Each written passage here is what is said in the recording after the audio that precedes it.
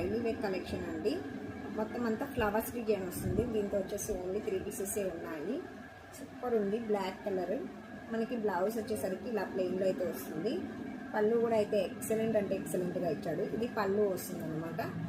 Only 350 rupees అండి. ఇవి అన్ని కలెక్షన్ కూడా అన్ని మోడల్స్ కూడా మనము 1000కి 3 పీసెస్ అయితే పెట్టాము. ఇది పళ్ళు వస్తుంది అనమాట.